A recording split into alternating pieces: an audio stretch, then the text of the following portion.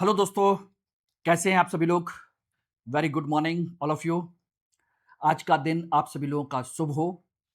आपके history master class series में मैं मनोज कुमार स्वागत करता हूं और आज हम लोग बात करने जा रहे हैं प्राचीन भारत का इतिहास का लेक्चर नंबर 5, जो कि आपके UPSC, state PCS, UGC net और तमाम तरह के जितने भी सीयूटी वगैरह के एग्जाम्स होते हैं, उन सभी के लिए यह क्लास बहुत ही उपयोगी होने जा रही है। तो सभी लोग प्रॉपर तरीके से इसको पढ़िए और आज का जो टॉपिक है दोस्तों, वो है हमने जैसा कि पहले भी डिस्कस किया था, उसी का अगला टॉपिक है मध्य पाषाण काल। मैंने पहले ही कहा है कि मैं आपके इसके एक-एक पॉइंट को, एक-एक टॉपिक को गहराई से पढ़ाऊंगा। एक बार नोट्स बना लीजिए, एक बार अच्छे तरीके से पढ़ लीजिए, फिर आपको कभी भी हिस्ट्री पढ़ने की आवश्यकता नहीं पड़ेगी, नोट्स बनाने की आवश्यकता नहीं पड़ेगी। ये मैं आप लोगों से एश्योर करता हूं। ये ध्यान रखिएगा। इसलिए छोटे-छोटे टॉपिक मैं कवर ज़रूर करा रहा हूँ, लेकिन बहुत इंपॉर्टेंट है, यहां से कुछ भी एग्ज़ाम में पूछा जा सकता है। यस, एक-एक चीज़ गहराई से और अच्छे तरीके से। मैंने पहले ही कहा है, basics to advance, factual to conceptual. ध्यान रखिएगा। तो सारी चीज़ें हम लोग कवर करेंगे। तो चलिए आज का सेशन शुरू करते हैं, लेकिन आज का सेशन शुरू करने से पहले आप सभी लोगों से जो जिनको मेरा मैटर कंटेंट चाहिए, तो मुझे फटाफट इसको स्कैन करके मुझे टेलीग्राम ग्रुप पे ज्वाइन कर सकते हैं और यहाँ पर स्कैन करके मुझे इंस्टाग्राम पे फॉलो कर सकते हैं।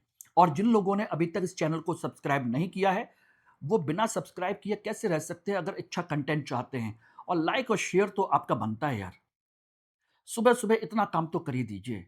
अगर आप सुबह क्लास देख रहे हैं, रिकॉर्डिंग देख रहे हैं, शाम के समय देख रहे हैं, तो वो आपकी मर्ज़ी है। तो चलिए आज का सेशन हम लोग शुरू करते हैं। मध्यकाल, मध्य पाषाण काल। ज़्यादा समय नहीं लेंगे, अच्छे तरीके से कवर करेंगे, जिसे हम कहते हैं मध्य पाषाण काल।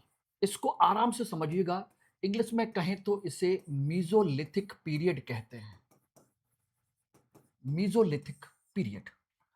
अब इसकी जो खास-खास चीज़ें हैं, उसको समझने की आवश्यकता है कि जो मीज़ोलिथिक का शब्द का जो अर्थ है, वो है लैटिन भाषा में मीज़ो यानी कि मध्य और लिथिक का अर्थ है आपका पाषाण। यानी कि वह युग जिसे हम मध्य पाषाण काल कहते हैं, यानी कि नव पाषाण काल और पुरापाषाण काल के बीच का युग। यानी कि एक तरीके से हम कह सकते हैं इसे संक्रमण का युग कहते हैं। संक्रमण का युग है, क्योंकि इससे पहले पुरापाषाण था और इसके बाद जो आएगा वो नवपाषाण काल आएगा। इसलिए इसको संक्रमण का काल भी कहा जाता है। बात आती है कि अगर हम इसको इंपॉर्टेंट पॉइंट ऑफ व्यू के हिसाब से देखें, तो इसमें जो इंपॉर्टेंट चीजें हैं जिनको आपको ध्यान रखना चाहिए कि मोटा मोटी जो इतिहासकार हैं, उन्होंने इसके समय काल को लेकर के बताया कि लगभग इसका जो समय काल है 10,000 से लेकर के 4,000 ईसा पूर्व के आसपास है, बीसीई। ये कहा जाता है। ये थोड़ा बहुत वेरी करता है अलग अलग स्थानों के हिसाब से, थोड़ा बहुत वेरी करता है। दूसरी बात, एक चीज और भी आपको ध्यान रखनी चाहिए कि इस काल में हमें सूक्ष्म प्रस्तर उपकरण मिलना शुरू हुए। उपकरण मिलते हैं सूक्ष्म, यानी कि लगभग 1 से लेकर के 5 सेंटीमीटर के आकार के पत्थर के औजार मिलते हैं। इसीलिए इस युग को हम सूक्ष्म पाषाण काल भी कहते हैं, माइक्रोलिथिक पीरियड भी कहा जाता है। इसीलिए कहा जाता है, छोटे छोटे छोटे छोटे औजार मिलते हैं। तीसरी बात, इसी पीरियड में एक चीज और भी है, हमें बड़ी मात्रा में इस काल में अस्थि पंजर भी मिलते हैं। यानी कि विभिन्न जानवरों के अस्थिपंजरों का मिलना भी यहां से शुरू हो जाता है, विशेषकर भारत के संदर्भ में बड़े स्तर पर। और एक इंपॉर्टेंट पॉइंट और रखिएगा कि ये जो समय है वो है आपका होलोसीन का समय। जो मैंने आपको युग बताए थे, इसकी यहां पर होलोसीन युग की शुरुआत होती है। यानी कि हिमालय जो कहा जाए कि ग्लेशियर वगैरह वो पिघलना शुरू हो जाते हैं, सारी चीजें हो जाती हैं, होलोसीन युग की शुरुआत होती है। और होलोसीन युग का जो अर्थ है दोस्तों, वही इस मध्य पाषाण काल का आधार है। यानी कि इस युग को लाने में सबसे बड़ी भूमिका इसी की है। कैसे? देखिएगा, होलोसीन युग का मतलब है कि हिमानी युग जो है वो खत्म हो रहा है, ध्यान रखिएगा। और इसका मतलब है यहां पर हिमानी यानी कि ग्लेशियर पिघलने लगे, पिघलना शुरू होते हैं। क्यों? ऐसा क्यों? क्योंकि यहां पर आपके तापमान में वृद्धि होती है, तापमान में वृद्धि होती है। सिस्टमेटिकली पढ़ते जाइएगा, इसको इससे लिंक करते जाइएगा। मेरा देखिए पढ़ाने का तरीका दोस्तों यही है, मैं एरो बना बना करके आपको पढ़ाने की कोशिश करता हूं, कंटेंट भी लिखता हूं जिससे आप अपना नोट्स आसानी से बना सकते हो, ठीक है ना। तो जब ये चीजें हो गई तो इसका मतलब क्या? तापमान का वृद्धि का मतलब है जलवायु परिवर्तन। यानी कि इस समय आपके होलोसीन युग में आपके जलवायु परिवर्तन के संकेत मिलते हैं, तापमान वृद्धि होती है जिससे ग्लेशियर पिघलने लगते हैं। इसका मतलब है अब मौसम में आर्द्रता यानी कि नमी आना शुरू हो जाती है, आर्द्रता आपकी शुरू हो जाती है। साथ के साथ उष्णता भी आती है, यानी कि हल्की सी गर्मी भी आ जाती है, उष्णता कहते हैं, हीट थोड़ी सी बढ़ना शुरू हो जाती है। तो इस तरह का सिचुएशन आपके सामने आता है कुल मिलाकर के। और ऐसी कंडीशन में स्थिति क्या होती है, इसका प्रभाव क्या पड़ता है? प्रभाव पड़ता है दोस्तों मेगाफोना, मेगाफोना समाप्त हो जाते हैं। अब कहोगे सर मेगाफोना क्या है? देखिए अगर साइंस की भाषा में कहें, बायोलॉजी जूलॉजी की, वो बॉटनी की भाषा में, जूलॉजी की भाषा में कहें तो फ्लोरा एंड फोना दो चीजें होती हैं। फोना मतलब जानवर और फ्लोरा मीन्स वनस्पतियां, ये साइंस की लैंग्वेज में कहा जाता है। अब यहां मेगाफोना मतलब विशाल जानवरों की समाप्ति, यानी कि जो विशाल जानवर थे डायनासोर जैसे, मतलब उतने डायनासोर तो बहुत पहले खत्म हो गए थे, विशाल जानवर यानी कि ममथ जैसे बड़े बड़े हाथी, जो बड़े बड़े विशाल हाथी हुआ करते ममथ व टाइप के, वो जानवर इस पीरियड में खत्म होना शुरू हो गए और इनकी जगह पर आ गए छोटे तीव्र भागने वाले वाले जानवर आ गए। अब सोचिएगा, एक तरफ आपके मध्य पाषाण काल में मनुष्य ने अपने आप को गुफा के अंदर छुपा के रखा, विभिन्न प्रकार के जलवायु परिवर्तन और दिमाग के उपयोग की वजह से उसने अपनी संख्या बढ़ा ली, ठीक है ना। और दूसरी तरफ जानवरों का शिकार हो गया कठिन, ठीक है। छोटे जानवर आ गए, भागने वाले जानवर आ गए। अब बताइए छोटे छोटे जानवरों को, जो भागने वाले जानवरों का शिकार कैसे करोगे? भारी भरकम पत्थर के औजार लेके कैसे दौड़ोगे? किलो 2 किलो 4 किलो का औजार लेके कैसे उसका शिकार करोगे? वो भी खरगोश जैसा तेज भागने वाला, हिरन जैसा तेज भागने वाला, कैसे पॉसिबल है? इसी वजह से क्या हुआ, जब ये हुआ तो इस समय मनुष्य की शिकार का की समस्या खड़ी हो गई, समस्या आ गई। और शिकार की जब समस्या आई तो उसने अपनी तकनीक में परिवर्तन किया। यही रीजन है कि मनुष्य को अपनी तकनीक परिवर्तन करनी पड़ी, तकनीक में परिवर्तन हुआ, क्योंकि तेज भागने वाले जानवरों के शिकार के लिए उसे लघु उपकरण बनाने पड़े। लघु यानी कि सूक्ष्म उपकरण का विकास हुआ। दिमाग मनुष्य के पास आ ही चुका था, अब ये धीरे धीरे ये सारी चीजें होने लगी। लगभग 1 से लेकर के 5 सेंटीमीटर के आकार के, जिन्हें हम देख सकते हैं, कह सकते हैं ये रहे आपके विभिन्न प्रकार के। तो ये मैंने आपको मोटी मोटी कई सारी चीजें आपको बता दी। तो ये एक बैकग्राउंड हो गया आपके इस पीरियड का। अब आते हैं इनके औजार, कि भाई ठीक है अभी पाषाण उपकरण है तो इनके औजार कौन कौन से थे, यानी कि उपकरण। तो देखिए सबसे पहले मैंने आपको स्ट्रक्चर बताया कि मैं 3 चीजें आपको बताता हूं जो आपको ध्यान रखनी चाहिए। एक, औजार का रूप कैसा है, दूसरा औजार किस पत्थर के बने हुए हैं, और तीसरा औजार के कौन कौन से उपकरण बनाए गए हैं। तो ये मैं आपको बताने की कोशिश कर रहा हूं। तो रूप की बात की जाए, स्वरूप की बात की जाए, तो ये आपके पहले की तुलना में नुकीले, छोटे, छोटे हो गए, नुकीले हो गए, या और धारदार हो गए। धारदार, पहले की तुलना में, और चिकने भी। चिकने होंगे तभी तो बेहतरीन तरीके से शिकार कर पाएंगे। अब पत्थर के औजार क्या हैं? पत्थर के औजार हैं, इस पीरियड में किस पत्थर का इस्तेमाल किया गया है? कैल्सिडोनी है, चर्ट है, फ्लिंट है, चर्ट फ्लिंट, जैस्पर है, ठीक है ना। इस तरह के आपके ये औजार हैं, मतलब पत्थर है। लेकिन इसका मतलब ये नहीं कि पुराने पत्थरों का उपयोग करना बंद कर दिया, नहीं नहीं नहीं, क्वार्टजाइट वगैरह भी है, वो भी हैं।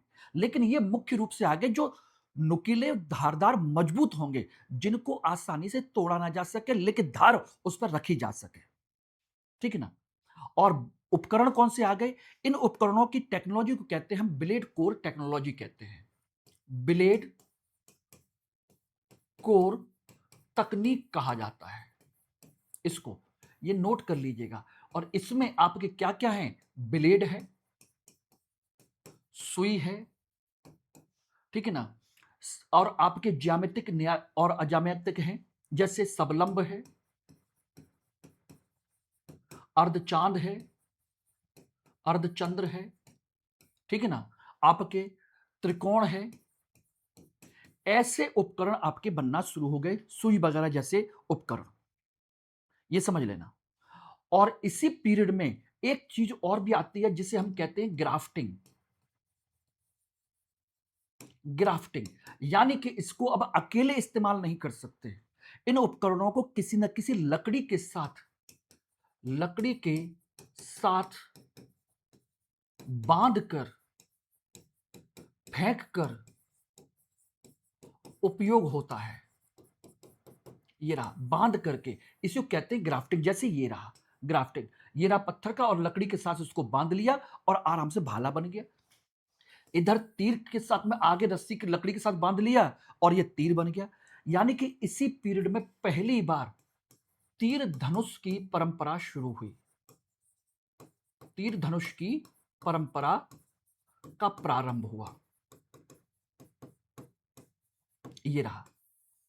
तो आपको औजारों के संबंध में सारी चीजें क्लियर हुई कि नहीं हुई एवरीबॉडी? तो ये मैंने आपको चीजें बता दी। और इस तरह के जो औजार हैं, इनकी जो खोज हुई है वो भी आप ध्यान रखिएगा। सबसे ज्यादा महत्वपूर्ण तरीके से इनकी जो खोज है वो किसने की है? इनकी खोज की है आपकी 1857 में C.L. कार्लाइल ने। सबसे ज्यादा खोज की इन्होंने विंध्य क्षेत्र में, विंध्य क्षेत्र में। ये रहे तीर धनुष है, सटीकता और जनसांख्यिकीय के प्रभाव। आराम से अब शिकार किया जा सकता है, फेंक करके शिकार किया जा सकता है। आपको बस घेरना है और फेंक करके शिकार कर सकते, दूर से अटैक कर सकते हो उस पर, आपको पास जाने की आवश्यकता नहीं है। यह परंपरा आपकी शुरू हुई, यह ध्यान रखना। Clear everybody?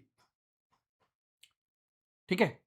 अब बात आते हैं इसके आगे, इस समय की जीवन पद्धति कैसी है, क्योंकि अगर जीवन पद्धति नहीं पड़ी तो सब बेकार है।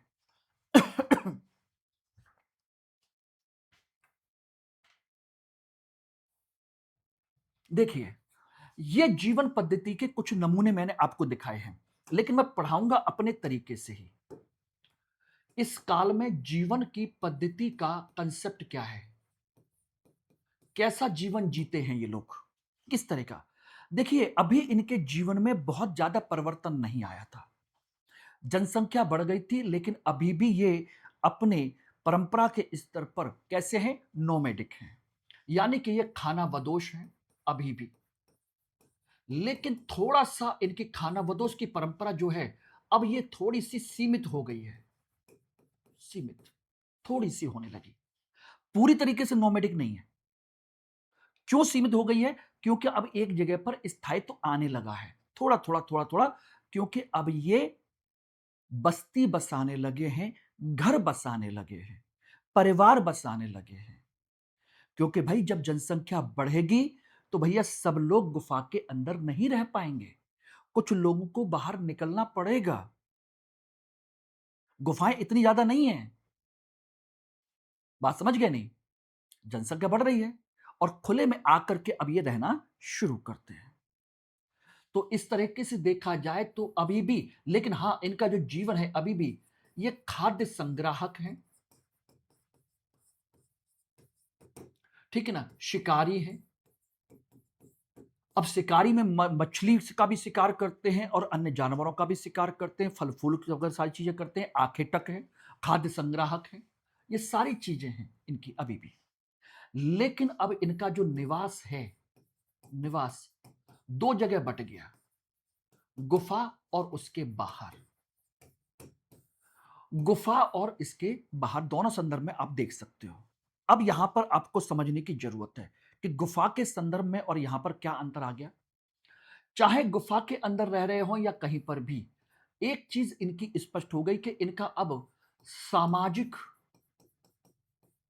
अवधारणा का विकास होने लगा। सामाजिक अवधारणा विकसित होना शुरू हो गई, का विकास।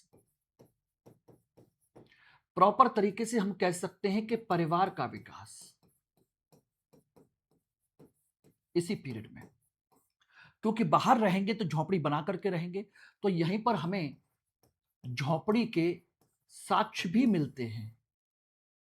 इवन हमें आपके बर्तनों के साक्ष्य मिलते हैं, बर्तन भी मिलते हैं, झोपड़ी के साक्ष्य भी मिलते हैं, सारी चीजें। मैं उन सब की चीजें आपको डिटेल में बताऊंगा भी, समाज के निर्माण की परंपरा और सारी चीजें।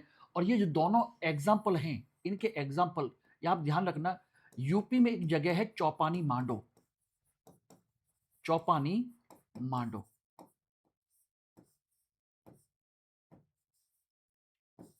ये रही यूपी में। यहां से हमें इसके एविडेंस मिलते हैं कुल मिलाकर के। तो ये क्लियर हो गया। अब दूसरी चीज इन्होंने एक चीज और भी की कि इनके वस्त्र क्या हैं।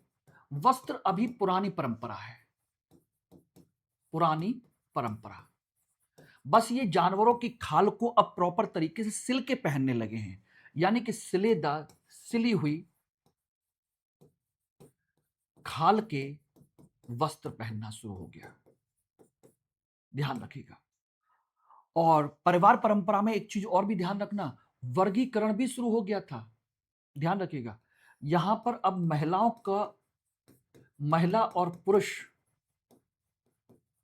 का वर्ग भेद शुरू हो गया। वर्ग भेद हालांकि आपके उच्च पुरापाषाण काल में भी शुरू हो चुका था। महिलाएं अब घर में रहती हैं या गुफा में रहती हैं, और पुरुष क्या करता है, शिकार करता है। ये रहा, ये मैंने पिछली क्लास में भी आपको बताया था। ये वर्ग भेद की परंपरा, सामाजिक वर्ग भेद शुरू हो चुका था। लेकिन यहां पर एक चीज और आए, अगर किसी दिन शिकार नहीं मिला, सामूहिक रूप से रहते हैं, शिकार नहीं मिला तो क्या खाएंगे, कैसे करेंगे। तो इसीलिए ध्यान रखिएगा, इस काल में एक नई परंपरा की शुरुआत होती है, पशुपालन की। ये रहे, तो टोलियों का निर्माण शुरू हो गया, स्थायी निवास शुरू हो गया, सराय नहराय महदा तमाम तरह की झोपड़ियां मिलने लगी, आपके चूल्हे के साक्ष्य मिलने लगे यहीं पर, वो भी मैं बताऊंगा। और पशुपालन की शुरुआत हो गई, यानी कि इन्होंने पशुपालन शुरू कर दिया। और इसके एग्जाम्पल मिले हैं बागौर राजस्थान से, मतलब राजस्थान, और दूसरा है आदमगढ़ मध्य प्रदेश से। तो मां जिसमें आता है वो मध्य प्रदेश, राज जिसमें आता है वो राजस्थान, इसलिए कभी भूलिएगा नहीं। और पहला जो पशुपालन का साक्ष्य है वो मिलता है कुत्ता। उसके अलावा भेड़ भी है, बकरी भी है, लेकिन सबसे पहले कुत्ता। आखिर ऐसा क्यों? क्योंकि कुत्ता वो जानवर है जो आपके पास में बैठा रहता है, आप खाते पीते रहते हैं लेकिन हटता नहीं है, और जरा सा टुकड़ा किसी तरीके से उसका दाल डाल दो तो वो आपके पीछे पीछे आपके साथ जुड़ जाता है, सबसे वफादार माना जाता है, बहुत ज्यादा। और ऐसे में उस कुत्ते को इन्होंने अपने साथ रखना शुरू कर दिया, या कुत्ता साथ चिपक गया, रखना शुरू कर दिया। और जैसे ही आप शिकार करने पहुंचे तो उसके साथ के जो कुत्ते, सब लोगों ने, कुत्तों ने मिलकर के शिकार को घेर लिया और आपने शिकार कर लिया। इस तरह शिकार में सहायता करने लगा, शिकार को घेरने में। और बाद में भेड़ बकरी को ये पालने लगे, भाई जब जरूरत हो तब खाओ, जब जरूरत नहीं है मत खाओ, पालो, दूध पियो, कुछ और करो, क्या जा रहा है, क्यों सारे जानवरों को आज मार के खाना है। इस तरीके से ये सारी चीजें हुई। और दूसरा, पशुपालन शुरू हो गया तो एक जानवर से दूसरे जानवर की संख्या बढ़ती चली गई, तो उनके लिए और अच्छा हो गया कि चलो ठीक है भाई, बढ़िया है। ये सारी चीजें, ये आपका कंसेप्ट यहां रहा कुल मिलाकर के। अब इसके बाद में एक चीज और भी आती है कि ये पशुपालन कृषि, देखिए अर्थव्यवस्था में तो इतनी चीजें हैं, समाज में इतनी चीजें हैं, अभी कोई कृषि वगैरह का कोई कंसेप्ट ज्यादा नहीं है। अगर इस पीरियड में अगर हम बात करें तो हम कह सकते हैं कृषि की लेपर पर एक हमें जंगली चावल के साक्ष्य मिलते हैं, जंगली चावल के साक्ष्य, ये ध्यान रखना, जंगली चावल के, बिल्कुल। और वो भी कहां से मिलते हैं? चौपानी मांडो से, चौपानी मांडो से इसके साक्ष्य मिलते हैं, लेकिन ये कृषि नहीं है प्रॉपर, ये ध्यान रखना। मतलब ऐसे ही कोई जंगली वंगली जानवर तोड़ताड़ ले आए और खाया पिया, वहीं पर कुछ दाने वाने गिर गए, वो इस तरह से हमको मिल गया। तो समाज, अर्थव्यवस्था, राजनीति में आप अच्छे तरीके से जानते हो कि इस समय कबीले की परंपरा शुरू हो चुकी थी। तो कबीलाई परंपरा की शुरुआत होगी, समूह बन गया, टोली बन गई, तो कबीला भी बनेगा, कबीले का मुखिया भी होगा। तो एक राजनीति की परंपरा यहां पर कबीले के मुखिया की पहले ही हो चुकी थी, अभी भी यही है। ओके, अब बात आती है इसके आगे कि भाई इनकी धर्म और संस्कृति की क्या कंडीशन है। तो धर्म के मामले में इन्होंने कई सारी चीजों का विकास किया इस पीरियड में। इस पीरियड में शवाधान की परंपरा के साक्ष्य मिलना शुरू हो गए, शवाधान परंपरा प्रॉपर तरीके से शुरू हो गए, शुरू समाधान की। नियंडरथल बहुत पहले करते थे, लेकिन अब ये प्रॉपर तरीके से करने लगे। और ये समाधान की परंपरा भी सोचिएगा भेदभाव को दर्शाती है, भेदभाव दर्शाने लगी। अब कहो कैसे? कि भाई दफनाया और उसके साथ में उसका सामान भी रख दिया, ठीक है। साथ के साथ समाधान की परंपरा से एक परिवार की परंपरा का कंसेप्ट आया। अब कहोगे परिवार या कह लीजिए समाज की परंपरा भी इससे आई, क्योंकि भैया जब आप अपना मानोगे तभी तो दफनाओगे। इसका मतलब वो आपका अपना है, इसका मतलब है वो आपका बहुत ही ज्यादा प्रिय है, अपने परिवार का है, अपने खास लोगों में से एक है, ठीक है ना। साथ के साथ इसके साथ में जरूरी सामान भी अब दफनाना शुरू हो गया, जरूरी सामान भी दफनाना शुरू, सामान भी, इनमें आपके मोती हैं, मालाएं हैं, ठीक है ना, इनके उपकरण हैं, यानी कि आभूषण हैं, ऐसी चीजों को दफनाना शुरू हो गया। अगर आप देखें तो मैं ये दिखा देता हूं, ये रहे, ये रहा, और इसके साथ में सामान भी दफना दिया गया। बर्तन आपके ये रहे, ये भी मिले हैं। इन सबको मैं आगे बताता भी जाऊंगा, यहां पर आप समझ सकते हो। तो ये धर्म के स्तर पर ये परंपरा शुरू हो गई। इसका मतलब है हम कह सकते हैं कि इससे इहलोक और परलोक की परंपरा में ये विश्वास करने लगे, परलोक की परंपरा में विश्वास बढ़ा इनका। लेकिन किस देवी देवता को मानते हैं, किस बात को मानते हैं, ये कोई मतलब नहीं है, बस हमने मान लिया कि ये कुछ करते हैं कुल मिलाकर के। अब इसके अलावा आपका और आ जाइए इनके कला और संस्कृति के दृष्टिकोण से, कला एवं संस्कृति।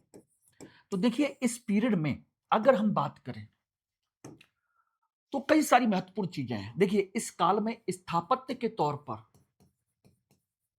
इन्होंने अपनी झोपड़ियां बनाना शुरू किया, झोपड़ी, वो भी बांस और सरकंडे से। इन्होंने एक तरीके से टोली या गांव बसाना शुरू किया, गांव बसाना शुरू किया, ये रहा। तो इसके भी हमको साक्ष्य मिलते हैं चौपानी मांडो वगैरह से, मैंने आपको बता ही दिया। दूसरे स्थापत्य आपकी कला संस्कृति के संदर्भ में आ जाइए तो आपकी मूर्ति कला, मूर्ति कला का ऐसा कोई नमूना नहीं है। चित्रकला, यस, चित्रकला बहुत बेहतरीन है इस पीरियड में। इस पीरियड की जो चित्रकला है वो आपके एक जगह नहीं बल्कि संपूर्ण भारत से इसके साक्ष्य मिलते हैं, संपूर्ण भारत से इसके साक्ष्य हैं। अब कहोगे कहां कहां से, आप पूछो कहां नहीं है, कहां नहीं। भीमबेटका आप जानते ही हो, बीएस बागकंकर ने इसकी खोज की थी, भीमबेटका। 2003 में इसे यूनेस्को वर्ल्ड हेरिटेज साइट में घोषित किया गया। बात समझना, ये बहुत अच्छा कंसेप्ट है वहां का, ठीक है ना। तो ये ध्यान रखना, भीमबेटका। और भीमबेटका के चित्रों से भी हमें एक भेदभाव को हमको दिखाई देता है यहां पर। यस, भीमबेटका चित्रों में यह दिखाया गया है कि जो शिकार करने जाते हैं वो पुरुष दिखाई देते हैं, और जो घर का काम देख रही हैं वो महिलाएं देख रही हैं। आपके अनाज है, बर्तन है, या झाड़ू इस तरह का पोंछा पाछी करना है, या खेलकूद की चीजें हैं, ये महिलाओं को दिखाया गया है। और शिकार के सीन में पुरुषों को दिखाया गया, यानी कि सामाजिक भेदभाव की परंपरा यहां पर स्पष्ट तौर पर दिखाई देने लगी। मुख्य परीक्षा के लिए भी, ऑप्शनल के लिए भी ये बहुत इंपॉर्टेंट है, बहुत इंपॉर्टेंट, ये ध्यान रखना। ये रहा भीमबेटका। तो भीमबेटका तो जानते ही हैं मध्य प्रदेश में है। इसके अलावा और कहां कहां है? इसके अलावा ये पूछिए कहां नहीं। तो आ जाइए आप लाखा द्वार उत्तराखंड, लाखा द्वार उत्तराखंड। और भीमबेटका का ध्यान रखना, 29 जानवरों के चित्र मिले हैं, 29 जानवरों के चित्र। लाखा द्वार उत्तराखंड है, खंड से। और यहां से सोचिएगा, सामूहिक नृत्य के चित्र मिले हैं, सामूहिक नृत्य के चित्र मिले हैं, बच्चों के खेलने के चित्र हैं।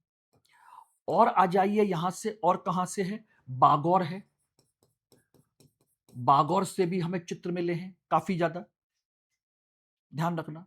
बागौर में कहते हैं कि लगभग 55 चित्र मिले हैं ऐसे। उसके अलावा आदमगढ़ है, आदमगढ़, वहां से भी चित्र मिले हैं। मुरैना पहाड़ है, मुरहना पहाड़, ये रहे। तो यहां से भी हमको ऐसे एविडेंस मिले हैं, ये यूपी में है, यूपी में, ठीक है ना। और इसके अलावा आपके दो तीन जगह और भी हैं जिनको आपको जानना चाहिए। उड़ीसा का आपका संबलपुर, उड़ीसा का संबलपुर है, ठीक है ना। और आपका सुंदरगढ़ है, सुंदरगढ़, ठीक। इसके अलावा आपका लेखा मोड़ो है, लेखा मोड़ो। यहां से हमें बड़ी मात्रा में चित्र मिले हैं। लेखा मोड़ो अकेले से ही 12 गुफाएं मिली हैं हमको, लेखा मोड़ो से, ठीक है ना। संबलपुर सुंदरगढ़ से दोनों मिलाकर के 55 से ज्यादा चित्र मिले हैं। इसके अलावा केरल है, केरल में एक जगह है, बड़ा अच्छा सा नाम है उसका, एपुजुआ, एस्थु गुफा, एस्थु गुफा, ये रही। कर्नाटक में है कुपगल्लू। और ये सब पूछे जा सकते हैं, ये सब के सब, इनमें से कोई भी ऐसी चीज नहीं है जो आपसे ना पूछी जाए। अब चित्रकला में हमको क्या क्या मिला है वो आप जब समझ सकते हो। शिकार के चित्र हैं, सामूहिक नृत्य के चित्र हैं, बच्चों के खेलने के चित्र हैं, नृत्य नृत्य करने के चित्र हैं, ठीक है ना। ये रहे आपके शिकार करने के, तमाम सारी चीजों के, एक झोंपड़ी टाइप की है, ये बनाए गए हैं, विभिन्न जानवरों के चित्र हैं। इस तरह के चित्र आपको बने हमको मिलते हैं। तो चित्रकला में अगर हम बात करें तो यहां पर शिकार, नृत्य, वाद्य यंत्र, ठीक है ना, एक गर्भवती स्त्री, ठीक है ना, और बच्चों के खेलने के चित्र, शहद संग्रह,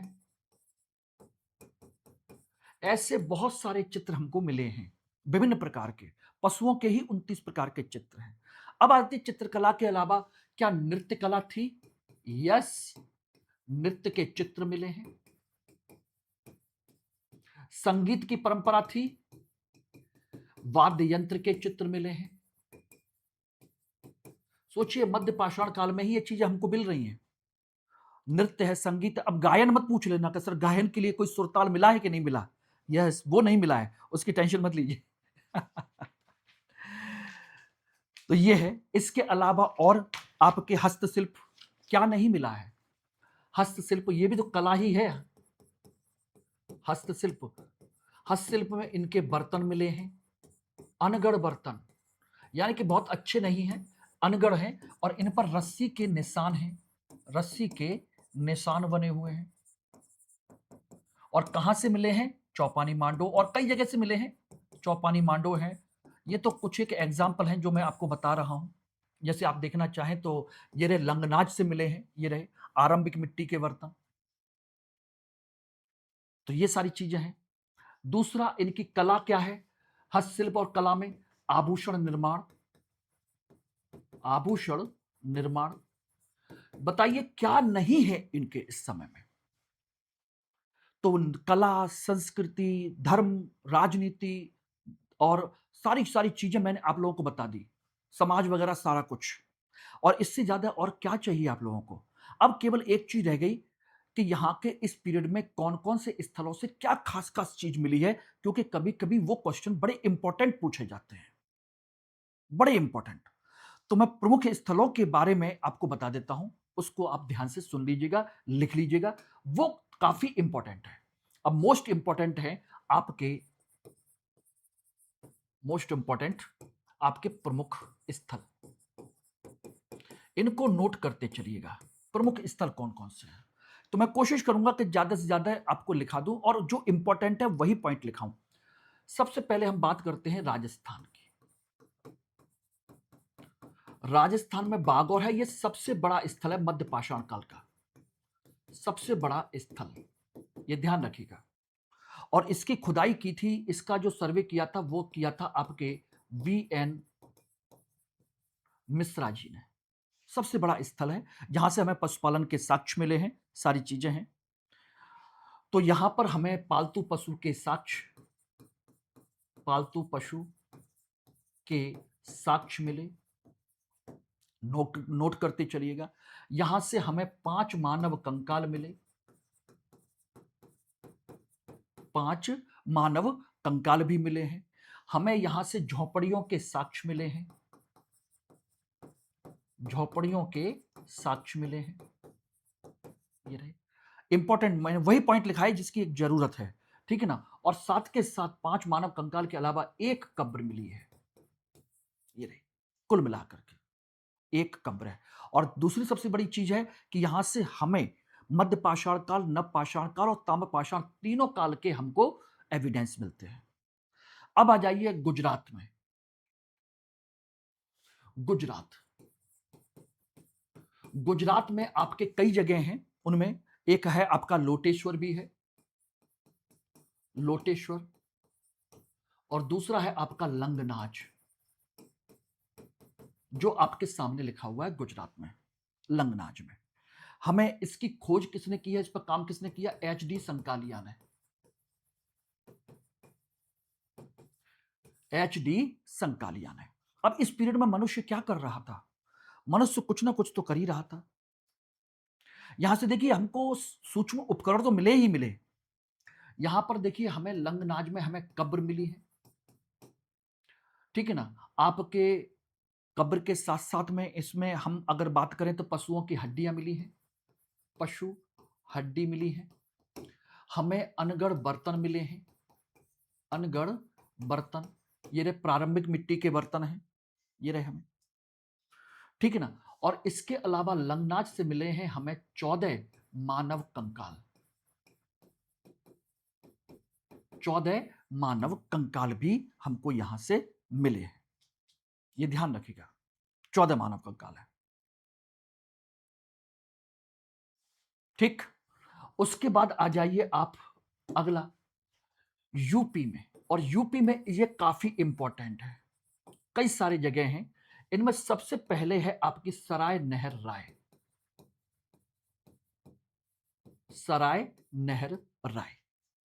ये आपके वही है बेलन नदी घाटी, और इसकी जो खुदाई का काम किया वो किया था जी.आर. शर्मा जी ने। ये रहे सराय नहर राय में। यहां से हमें क्या क्या मिला है? देखिए यहां से हमें मिली है भट्टियां, भट्टियां, यानी कि छोटे छोटे चूल्हे टाइप के। हमें मिले हैं यहां से 14 नरकंकाल, जिनमें से आपके 9 पुरुष के हैं, 4 महिलाओं के हैं और 1 बच्चे का है। क्वेश्चन पूछा जा सकता है कि हमें 14 नरकंकाल कहां से मिले हैं, क्या है, कैसे है। 1 बच्चे का है। हमें यहां से मिले हैं अस्थि निर्मित उपकरण, अस्थि निर्मित उपकरण एवं आभूषण। यहां से मैं वही पॉइंट बता रहा हूं जो आपके एग्जाम में पूछा जा सकता है, ठीक है ना। और क्या मिला है यहां से, हमें झोपड़ी के साक्ष्य मिले हैं, झोपड़ी के साक्ष्य मिले, ठीक है ना, ये ध्यान रखिएगा। इसके अलावा झोपड़ी के साक्ष्य में स्तंभ गर्त हमको मिला है, स्तंभ गर्त, यानी कि झोपड़ी कैसे बनाई जाती थी, जमीन में ये गड्ढा खोदा और गड्ढे में आपने एक बड़ा सा बांस फंसाया और उसके ऊपर आपने इस तरह की झोपड़ी बनाई, यह है स्तंभ गर्त। इस तरह के हमको साक्ष्य मिले और यहां से जो कंकाल मिले हैं वो महत्वपूर्ण चीज है। यहां से जो पता चला है कि मानव बहुत लंबा था, और एक नहीं, यहां पर जो मानव की लंबाई है, मनुष्य की लंबाई, जो पुरुष की लंबाई है लगभग 1.9 मीटर की है। कई सारे जो कंकाल मिले हैं लगभग ऐसे हैं, और महिलाओं की लंबाई भी लगभग 1.67 से लेकर के 1.73 मीटर की है। सोचिएगा, लगभग 1.25 मीटर के आसपास की महिलाओं की लंबाई है। इतने लंबे लंबे चौड़े स्त्री पुरुष के साक्ष्य हमको यहां से मिले हैं, ठीक है ना। बाकी यहां पर हमको बारहसिंगा, भैंसा, हाथी, सुअर, कछुआ, इन सब के साक्ष्य मिले हैं। और एक चीज इसमें और भी कई महत्वपूर्ण चीजें हैं जो आपको ध्यान देनी चाहिए, ठीक है ना। और यहां पर एक जो चीज ध्यान देने की है वो ये है कि एक कंकाल में, एक कंकाल में शरीर में तीर धंसने का साक्ष्य है।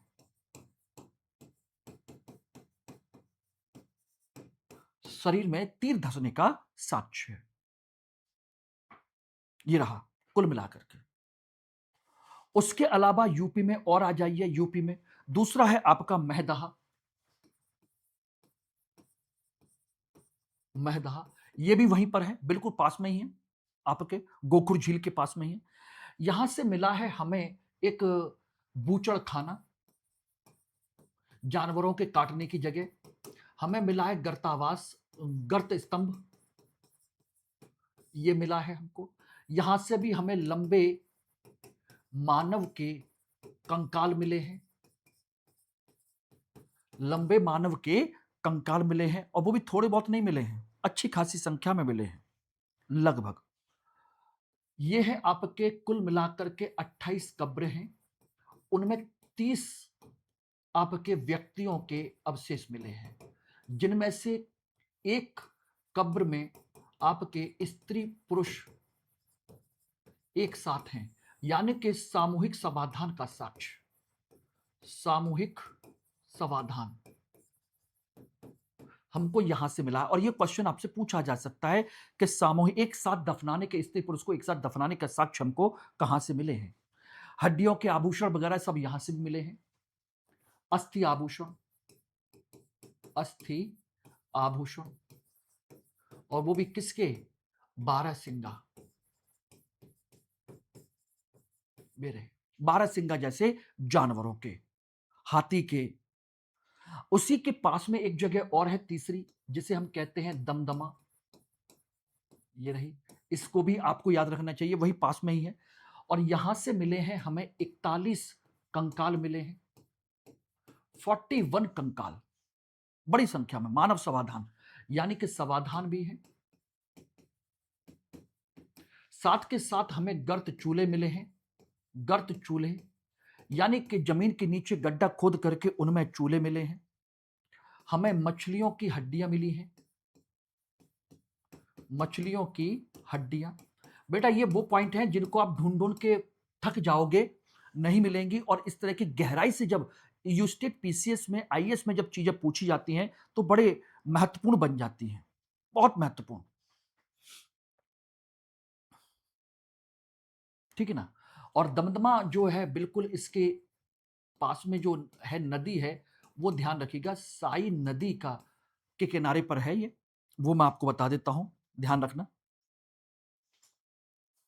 ठीक है ना। और जो चार हैं इनमें से चार में सामूहिक समाधान है, चार में सामूहिक समाधान है, यानी कि स्त्री पुरुष एक साथ, चार में 41 में से। ठीक है ना। यहां पर आपके हाथी दांत के आभूषण मिले हैं, हाथी दांत की लटकन मिली है, गले में पहनने वाली लटकन, कमर में लटकाइए या गले में पहन लीजिए। ये रहे कुल मिलाकर के। इसके अलावा यहां से और क्या मिला है, सिलबट्टा मिले हैं, सिलबट्टा, यानी कि कुछ अनाज वनाज पीसने पिसाने के काम आते हैं। यहां से मिली है आपकी अंगीठियां, गर्त चूले, यानी कि हम कह सकते हैं अंगीठी, जिनको आप कह सकते हो अंगीठी, आराम से समझ में आ जाएगा, जमीन के नीचे गड्ढा खोद के अंगीठी जैसा बना देना। ये सब हमको यहां से मिले हैं कुल मिलाकर के। एक जगह और है यूपी में ही आपकी, चौपानी मांडो, चौपानी मांडो, ये रहे, ये भी वही पास में ही है, थोड़ा दूर में ही है। और यहां से आपको हमें हर काल के एविडेंस मिले हैं, आप जानते ही हो, नवपाषाण, पुरापाषाण काल और मध्यपाषाण काल सभी के। यहीं से मैंने आपको बताया था, आपको जंगली चावल मिले, यहीं से हमें चूल्हे मिले,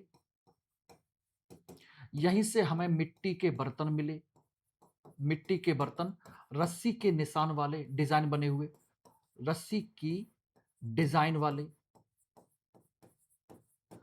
ठीक है ना। यहीं से हमें मानव कंकाल मिले, यानी कि समाधान। बोला कि सर ये तो सब जगह है, नहीं बेटा सब जगह नहीं है, कुछ खास जगह ही है, ये ध्यान रखना।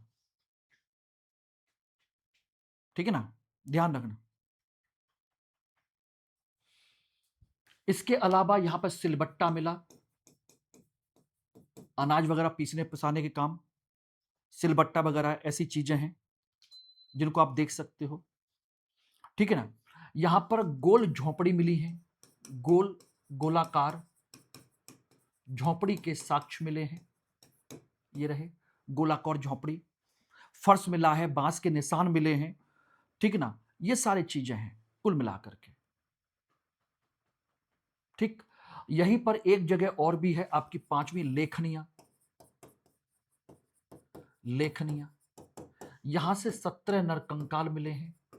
कभी कभी क्या होता है कि यही पूछ लिया जाता है, स्टेटमेंट में दे दिया जाता है कहां से कितने मिले हैं, और 3-4 स्टेटमेंट दे दिए जाएंगे, उसमें से एक 17 नरकंकाल जैसा या 14 नरकंकाल या 41 नरकंकाल जैसा साक्ष्य दे दिया जाएगा, ये ध्यान रखना। और जो आपको गोलाकार झोपड़ियां मालूम है कितनी मिली हैं, 13 मिली हैं, कुल मिलाकर के 13 झोपड़ियां मिली हैं। ठीक है ना, ये ध्यान रखना। तो ये आपके यूपी के इंपॉर्टेंट सारी चीजें हैं। ठीक। इसके अलावा और देखेंगे तो आप आ जाइए पश्चिम बंगाल में, वेस्ट बंगाल में जगह है बीरभानपुर, बीरभानपुर। बोले कि यहां से क्या मिला है, अब इसमें ज्यादा नहीं है, एक एक दो दो एग्जाम्पल हैं, ज्यादा नहीं है। बीरभानपुर की खोज की थी, खुदाई की है बीबी लाल ने, ये ध्यान रखना, बीबी लाल।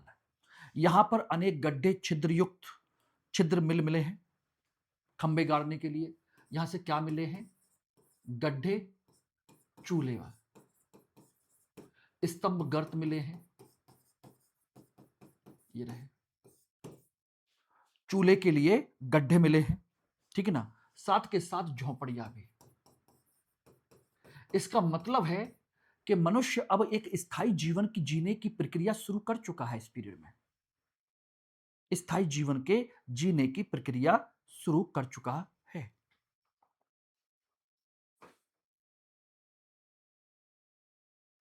ठीक है ना। इसके अलावा आ जाइए आदमगढ़, आदमगढ़ एमपी में आ जाइए। एमपी में लगभग 25,000 उपकरण मिले हैं। सबसे ज्यादा उपकरण अगर कहीं से मिले हैं तो ये ध्यान रखिएगा, मैक्सिमम उपकरण लगभग 25,000। ठीक है ना। यहां से हमें पत्थर की जो गदा होती है, गदा का आगे का भाग मिला है, आगे का भाग मिला है। ऐसा लगता है जैसे हनुमान जी की गदा हो। ठीक है ना। और ध्यान रखें और क्या मिला है यहां से, एक इंपॉर्टेंट चीज और भी है। धार वाले आपके वो क्यों गोल छल्ले, गोल छल्ले वाले पशु अस्थियां मिली हैं। वस्तु अस्थियों के उपकरण मिले हैं, उपकरण आभूषण जिनमें छेद हैं, ऐसी चीजें। ठीक है ना। महाराष्ट्र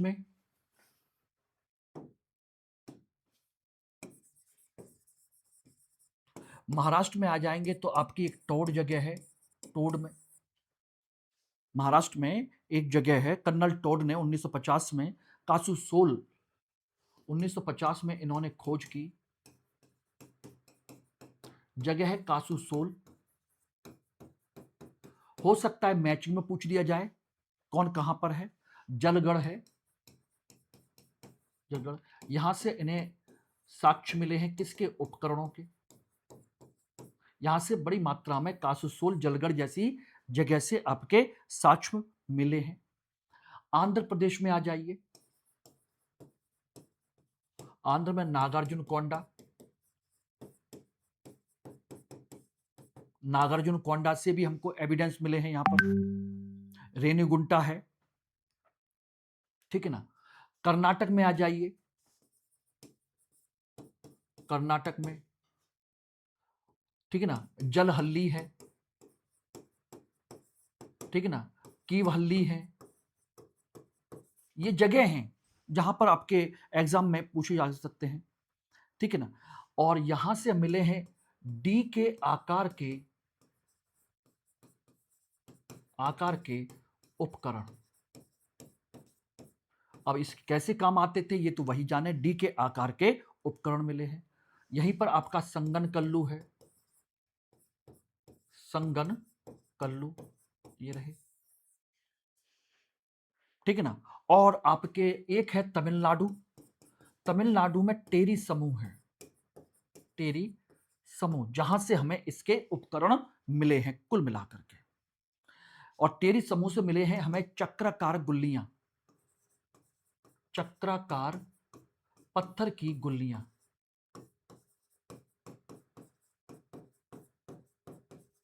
गुल्लियां ये पूछा जा सकता है, इंपॉर्टेंट है ये।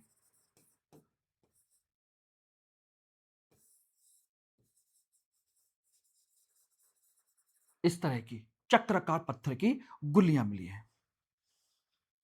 तो ये है आपके इंपॉर्टेंट प्लेस और इंपॉर्टेंट इनके जीवन की सभी महत्वपूर्ण घटनाएं जो मैंने आपको डिटेल में बता दी हैं। और वो चीज बताई है जो आपके एग्जाम के लिए इंपॉर्टेंट हो सकती है। अननेसेसरी मैंने बहुत सारी चीजें बिल्कुल खत्म कर दी। अब आप बताइएगा ये आज की क्लास आप लोगों को कैसी लगी है। एक एक पॉइंट नोट कर लेना, एग्जाम में अगर क्वेश्चन आता है तो यहां से बाहर नहीं जाएगा, ये मैं आपको एश्योर करता हूं। हर चीज मैंने आपको बता दी है डिटेल में, उसके जीवन पद्धति से लेकर के समाज, अर्थव्यवस्था, राजनीति, संस्कृति, कला, सारे रूप मैंने आपको बताए मध्यपाषाण काल में। अगली क्लास में हम लोग चर्चा करेंगे आपके किस बारे में, नवपाषाण काल यानी कि नवपाषाणिक क्रांति की, जिसकी आधारशिला यहीं से रखी गई है। क्योंकि देखिए कोई भी युग हो एक दिन में नहीं बनता, एक दिन में नहीं बिगड़ता, बल्कि यहीं से शुरुआत होती है, धीरे धीरे धीरे धीरे। तो अब आप समझ लीजिए। तो इस पीपीटी के लिए आप लोग मुझे यहां पर फॉलो कर लीजिएगा, और यहां पर तो फॉलो करना ही करना है। चलिए, thank you very much, have a nice day all of you.